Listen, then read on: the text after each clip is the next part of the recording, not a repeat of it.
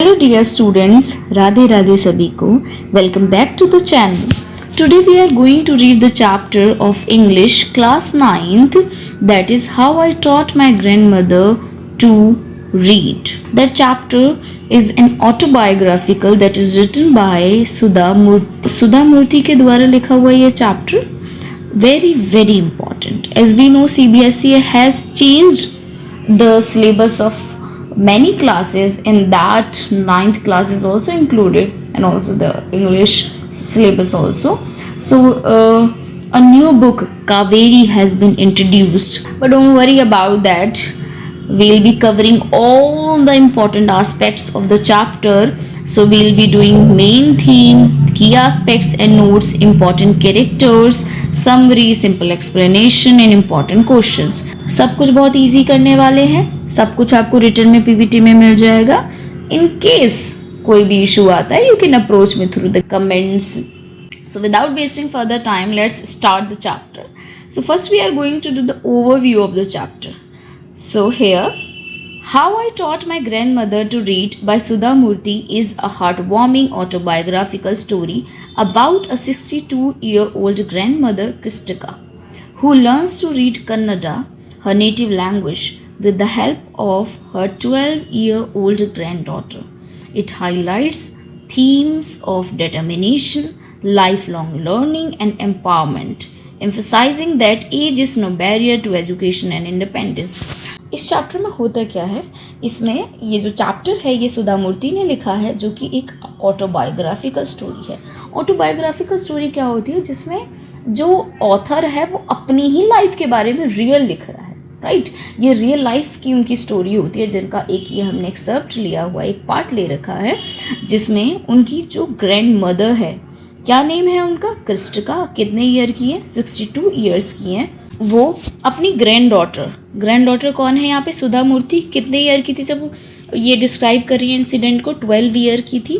उनसे वो कन्नड़ा सीखती हैं, और वो किस एज में सीखती हैं, 62 ईयर की एज में. सो इसमें ओवरऑल जो story by the end when we read this story, why did she start to learn Kannada at the age of 62, ऐसा क्या हुआ, तो सब कुछ हम पढ़ेंगे. सो ये क्या हाईलाइट करती है स्टोरी, थीम ऑफ डेटर्मिनेशन क्या होता है, दृढ़ संकल्प. जब हम कुछ ठान लेते हैं ना करने की, तो हम करके दिखाते हैं. सेम इस स्टोरी में भी होता है. Lifelong learning and empowerment, emphasising that age is no barrier to education and independence. इसका मतलब कि सीखने की कोई उम्र नहीं होती. अगर हम ठान लें कि हमें करना ही है, और विद हार्ड वर्क हम कुछ भी अचीव कर सकते हैं अपनी लाइफ में. So before starting the story, let's read something about the author, Sudha Murthy.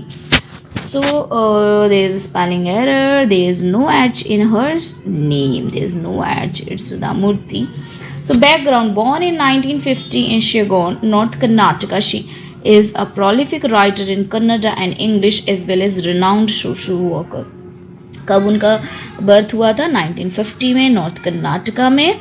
वो एक प्रोलिफिक राइटर थी, किस लैंग्वेज की, कन्नड़ा की एंड इंग्लिश की, एंड बहुत रिनाउंड, बहुत फेमस सोशल वर्कर भी रही हैं. उनका जो राइटिंग स्टाइल था वो कॉमन लीव्स पर बेस्ड था, मतलब सोसाइटी के बारे में, कॉमन पीपल के बारे में, उनके बारे में वो लिखती थी.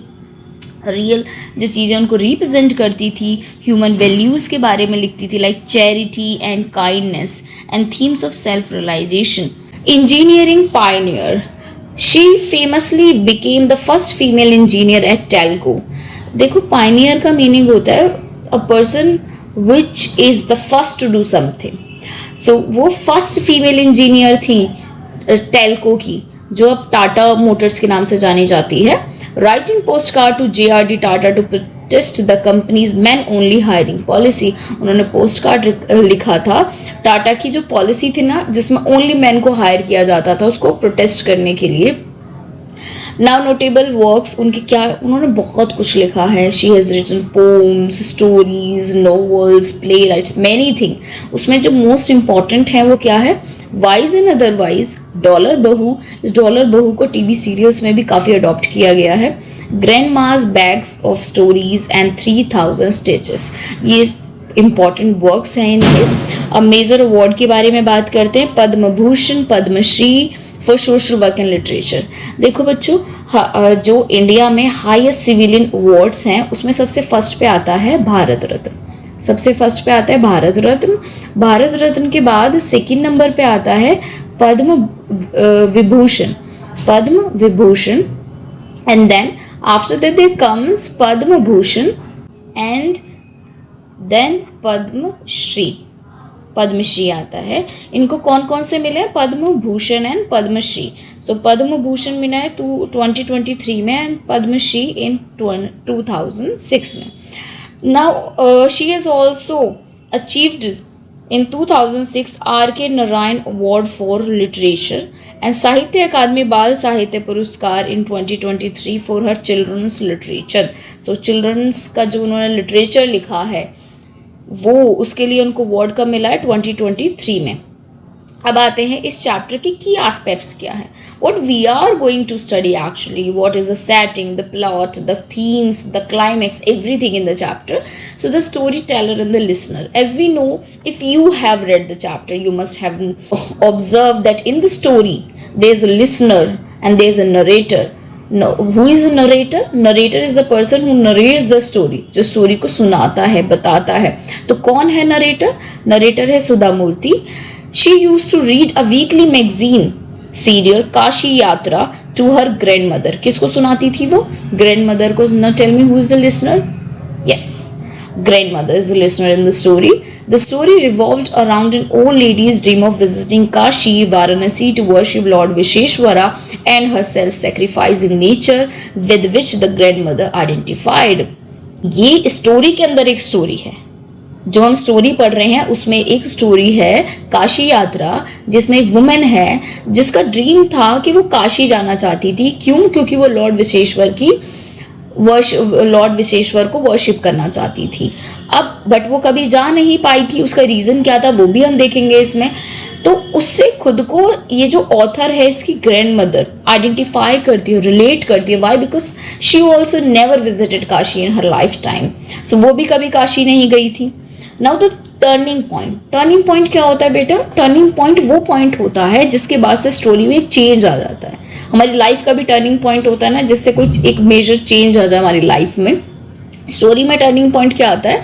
The narrator went to a neighbouring village for a week and in her absence the grandmother could not read the magazine. जो नरेटर है वो नेबरिंग विलेज में 1 वीक के लिए जाती है। उसकी एब्सेंस में जो उसकी ग्रैंड मदर है वो स्टोरी को, मैगजीन को रीड नहीं कर पाई थी, because she didn't know how to read. उसे नहीं पता था कैसे रीड करते, तो वो मैगजीन नहीं रीड कर पाई, जिससे वो बहुत अपसेट हो जाती। She was so excited about the magazine, especially that Kashi Yatra written by Triveni. Triveni was very famous writer of that time. Despite being well off, she felt helpless and dependent because she was illiterate. वो बहुत ज़्यादा helpless हो जाती है, dependent हो जाती है। क्यों? क्योंकि वो illiterate थी।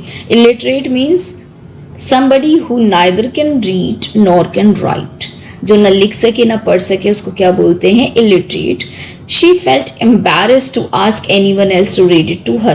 वो बहुत embarrassed फील करती है अपनी ग्रैंड डॉटर के अलावा किसी और से पूछना कि प्लीज़ मुझे ये पढ़ के सुना दो। She was so embarrassed about that।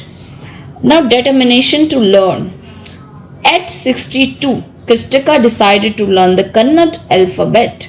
62 की एज में वो डिसाइड कर लेती कि उसको अब सीखना ही है, ताकि इन केस कभी ऐसी सिचुएशन आए कि उसकी ग्रैंड डॉटर नहीं है तो एटलीस्ट अपने लिए एक मैगजीन भी ना पढ़ पाए। कुछ तो वो कैसे पूरी लाइफ उसने स्पेंड कर दी in serving others, relatives, families, sons, daughters, grandsons. But now she has decided to do something for herself. She decided to learn Kannada alphabet at the age of 62. She requested her granddaughter to be her teacher, showing her grit and determination. वो अपनी grand daughter को request करती है कि उसको सिखा दे। ये क्या शो कर रहा है? Determination. That means learning has no age. Now the gift and respect. As a symbol of gratitude and respect for her guru granddaughter, the grandmother touched the girl's feet on the shera, marking the completion of her learning and her accomplishment of independence. ये क्या show करता है कि एक symbol था gratitude का। Actually story में होता क्या है, एंड में जब वो सीख जाती है, वो एक डेडलाइन देती है कि मैं दशहरा तक सीखूंगी ही, चाहे जो हो जाए। कौन? Grand mother. सो वो सीखती भी है और एक्चुअली सीख जाती है। सो दशहरा वाले दिन वो अपनी ग्रैंड डॉटर के पैर छूती है, क्योंकि वो हर grand daughter was her Guru, her teacher. उसके पैर छूती है, उसके फीट को टच करती है दशहरा में, जो क्या शो करता है कि उसकी लर्निंग कंप्लीट हो गई है और वो अब इंडिपेंडेंट हो गई है। Now she doesn't need to rely on anybody to make her understand anything that she cannot read. Now she could read on her own. Now background of the story. Setting क्या होती है कि कहाँ पे वो स्टोरी एक्चुअली वो लिखी गई है, उसका बैकग्राउंड क्या लिया गया है, प्लेस क्या है। सो जैसे अगर for example any story is written on a boy who lives in Delhi. So what is the setting of this story is Delhi. Same in this story, कहाँ पे है, कौन से विलेज को के कहाँ, सो कौन से विलेज से, कौन से स्टेट से वो बिलोंग करते हैं, जो भी कैरेक्टर्स हैं स्टोरी के, कौन है इसके स्टोरी के characters, granddaughter and grandmother, basically Sudha Murty. तो वो कहाँ से बिलोंग करते हैं? नॉर्थ कर्नाटका से। सो यहाँ का जो सेटिंग है स्टोरी की क्या है? नॉर्थ कर्नाटका। प्लॉट का मीनिंग होता है बेटे sequence of events. Plot means sequence of events that occur through out the story, यानी इवेंट्स एक के बाद क्या क्या हुआ। तो पहले वो उसको मैगजीन की जो स्टोरी थी काशी यात्रा, वो उसको रीड करके सुनाती थी उसकी ग्रैंड डॉटर, उसकी मदर को, ग्रैंड मदर को। देन ग्रैंड डॉटर वेडिंग में चली जाती है, तब ग्रैंड मदर पढ़ नहीं पाती, she felt very upset about that she can not read. Then जब वो वापस आती है, she decided to learn the Kannada and the alphabet and learn to read. Then she worked hard to learn it. Eventually by the Shara she learned it and read it herself. So ये जो sequence हुए कब के बाद क्या हुआ, उसको क्या बोलते हैं? प्लॉट बोलते हैं. So narrator's grandmother who never went to school learns the Kannada alphabet at 62 to become independent. Now context. In the absence of easy access to libraries, the family depended on a weekly Kannada magazine, Karamveera, which serialized the novel Kashi Yatra by popular writer Triveni. Actually context किसके बारे में बात हुई थी? ये जो भी काशी यात्रा थी, कौन सी मैगजीन में आती थी? करमवीरा में. और काशी यात्रा की कौन थी राइटर? त्रिवेणी. अब ये ऐसा क्यों दिखा रहे हैं इसमें? इसका कंटेक्स्ट अगर हम समझे, उस टाइम पर लाइब्रेरीज तो हुआ नहीं करती थी, और जैसे ये हम फ़ोन, टैब, टीवी देखते, ये सब भी नहीं होता था। तो अपने एन्जॉयमेंट के लिए, अपने टाइम पास के लिए लोग क्या करते थे? वीकली मैगजीन या न्यूज़पेपर आते थे, उनको पढ़ते थे. And one more thing in the story, when you start reading, so in the very first you will notice that there is a line that is mentioned that there was no such transport. So transport नहीं था, जिस वजह से morning का newspaper भी afternoon तक आता था, और ये वीकली मैगजीन भी वन डे लेट आती थी. So now you can imagine what was the condition of that time, how people used to live. So उस टाइम पर लाइब्रेरीज भी नहीं थी, तो लोग, फैमिलीज अपने एंटरटेनमेंट के लिए, अपने एंजॉयमेंट के लिए, टाइम पास के लिए किस पर डिपेंडेंट थे? जो भी वीकली मैगजीन आती थी. सो उनमें से एक थी करमवीरा. Now the conflict. The grandmother, never having gone to school, relied on the author to read the story, but felt helpless when the author was away, driving her desire to become literate. जो grandmother थी, कभी school नहीं गई थी, वो पूरी तरह से completely she was relied on her granddaughter to read her the stories. वो पूरी तरीके से रिलाई करती थी, पूरा डिपेंडेंट किस पर थी? अपनी ग्रैंड डॉटर पर, ताकि वो उसको स्टोरी रीड करके सुनाए. बहुत हेल्पलेस फील करती है जब ऑथर कौन? सुधा मूर्ति, उसकी 12-year old ग्रैंड डॉटर एक वेडिंग अटेंड करने चली जाती है. उस टाइम पर वो पढ़ नहीं पाती मैगजीन को, but she was so ardent to read that story, that novel Kashi Yatra. So ये ही उसके अंदर एक, उसको बहुत स्ट्रांगली इनकरेज करता, मोटिवेट करता है कि अब उसको लिटरेट बनना है. Literate means opposite of illiterate, a person. So literate, a person who can read and right, जो लिख और पढ़ सके. मेन थीम्स क्या है स्टोरी की? Theme means main idea. Theme means main idea of the story. So what is the theme of the story? By the time you must be able to answer that there is no age to learning. So themes: lifelong learning, no age to learning, empowerment through education. Education makes us empowered, makes us independent, removes our dependency, and also enables us to introspect, makes us self reliable. Introspect करने में help करती है, self reliable बनाती है, personal independence enable करती है. All these things education हमें help करती है. बॉन्ड था, किस किस के बीच में बॉन्ड था? Between grandmother and the granddaughter. And also the theme in one go, the story centres on adult education, willpower, adult education पे, विल पावर पर, and the concept that there is no age barrier to learning. क्या क्या बताता है? So the theme in one go, the story centers on adult education, willpower, and the concept that there is no age barrier to learning. ये क्या सिखाता है कि adult education को एम्फसाइज करता है, विल पावर होनी चाहिए, और ऑल्सो लर्निंग की कोई एज लिमिट नहीं होती, उसका कोई बैरियर नहीं है, there is no barrier to it. As the grandmother Kistika learns to read and becomes independent by the end of the story. So now, important characters. Who are the important characters in the story? Grandmother and narrator. So grandmother, she is determined, intelligent, hardworking and dignified. Determined है, वो ठान लेती है मुझे सीखना ही है. Intelligent है, बहुत जल्दी सीख जाती है. अभी हम समरी करेंगे, then you will get to know about that. बहुत hardworking है. Even there will come a line in your in the chapter when you will read it, where Sudha Murthy, the granddaughter, mentions कि उसको उनकी grand mother को वो जितना homework देती थी उससे एक्स्ट्रा ही कर कराती थी. She used to do all the household work, and after doing that she used to do all the homework she would give हर.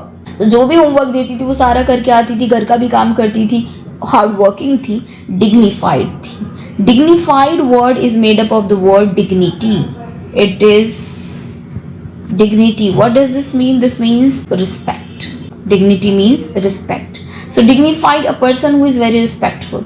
वो रिस्पेक्टफुल थी ना, उसको अपनी रिस्पेक्ट कितनी प्यारी थी, इसीलिए तो वो किसी और के पास नहीं गई ताकि उसको स्टोरी पढ़ के सुना दे. नहीं जाती है ना वो किसी के पास, क्यों? वो एम्बैरस भी हो जाती है, वो वेट करती है अपने ग्रैंड डॉटर के आने का. She did not have the opportunity to go to school as a child, but realized the importance of education later in her life. उसको स्कूल जाने की अपॉर्चुनिटी नहीं मिली थी. क्यों नहीं मिली थी? Because at the time when she was a very young girl, at the time people did not believe that girls should go to school. Right? इसीलिए उसको कभी स्कूल भेजा ही नहीं गया. उनकी मदर की अर्ली एज में डेथ हो जाती है. फिर ग्रैंड मदर के फादर एक सेकेंड मैरिज कर लेते हैं, और ग्रैंड मदर, ये जो सुधा मूर्ति की ग्रैंड मदर है, इनकी बहुत जल्दी शादी कर दी जाती है. Then her entire life spent on taking care of her son, daughters, grandsons, granddaughters. अपने लिए तो कभी टाइम मिला ही नहीं उनको. Narrator, who is the narrator है? A responsible and loving granddaughter. Responsible है, लविंग भी है, जो सपोर्ट करती है अपनी ग्रैंड मदर को अचीविंग हर गोल्स. ठीक है, वो उन्हें सिखाती है ना कैसे कन्नड़ा अल्फाबेट सिखाती है, रीड करना सिखाती है. Now summary of the story. In How I Taught My Grandmother to Read, Sudha Murthy recounts her experience as a 12-year-old teaching her illiterate grandmother Kistika how to read. इस story में सुधा मूर्ति recounts करती है, वो याद करती है अपने experience को कि कैसे जब वो 12 ईयर की थी उन्होंने अपनी इलिटरेट ग्रैंड मदर को पढ़ना सिखाया था. The granddaughter's motivation stems from her fascination with the serialized novel called Kashi Yatra, which she follows religiously through the narration of her granddaughter. जो ग्रैंड मदर की मोटिवेशन है वो कहाँ से आती है पढ़ने की? उस सीरियलाइज्ड नॉवल काशी यात्रा की फैसिनेशन से. फैसिनेशन और to fascinate means to attract somebody, something that attracts you is very fascinated. So उसके फैसिनेशन से आती है काशी यात्रा के, जो वो फॉलो करती है रिलीजियसली अब उसकी जो ग्रैंड डॉटर है उसके नरेशन से. While the narrator is away at wedding, the grandmother finds herself unable to read the latest episode. जब उसकी ग्रैंड डॉटर वेडिंग अटेंड करने चली जाती है कहीं पे, दैट मीन्स ग्रैंड मदर के पास नहीं होती है, तो ग्रैंड मदर खुद को बहुत ज़्यादा हेल्पलेस फाइंड करती है, बिकॉज वो she was unable to read the latest episode को वो पढ़ नहीं पा रही थी, making her realise the heavy burden of dependency that comes with illiteracy, जो उसे रियलाइज करवाता है कि वो कितना डिपेंडेंट है, जो डिपेंडेंसी का बर्डन था, और वो डिपेंडेंसी किस वजह से आई थी, इलिटरेसी की वजह से। इलिटरेसी मीन्स ना पढ़ पाना ना लिख पाना।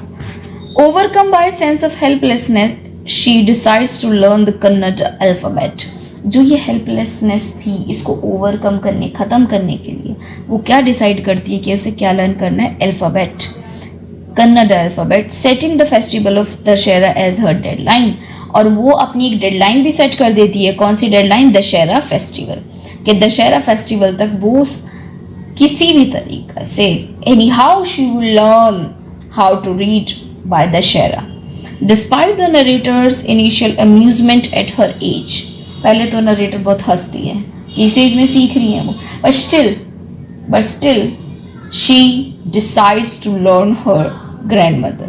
The grandmother's sheer determination and hard work pay off। उनकी जो determination थी, hard work थी, वो actually resulted positively, so that resulted into positively she actually learned how to read।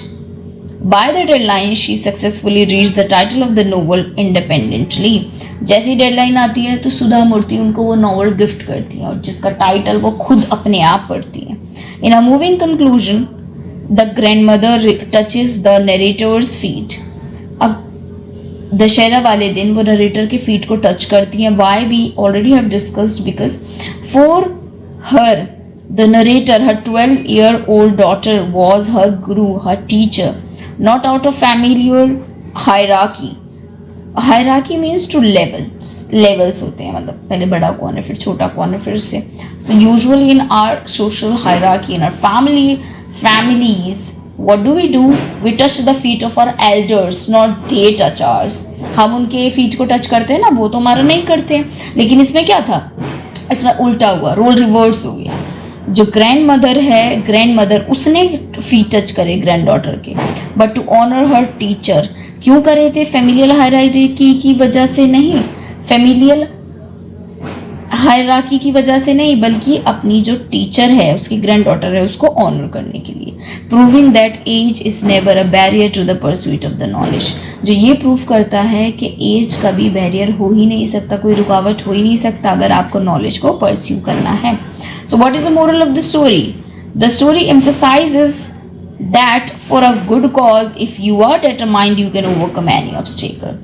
अगर आप ठान लो तो आप कुछ भी कर सकते हो, कोई भी ऑब्स्टेकल, कोई भी रुकावट, उसको किसी को भी पार कर सकते हो। This line is also mention in your book in the chapter. This line is very important, many questions can be asked on that. So what do we learn from the story? What are the takeaways? What is the message? What is the important thing that we have covered? So in that role reversal, the granddaughter becomes the teacher and the grandmother becomes the student, showing that teaching deserves respect regardless of age। Usually what happens, our elders teaches our elders teach us, but here in this, the granddaughter is teaching her grandmother, so the role is reversed। Grand daughter पढ़ा रही है ना grand mother को, जो role है पूरा reverse हो गया है। Now dedication, the grand mother successfully learns the Kannada alphabet through consistent effort and practice.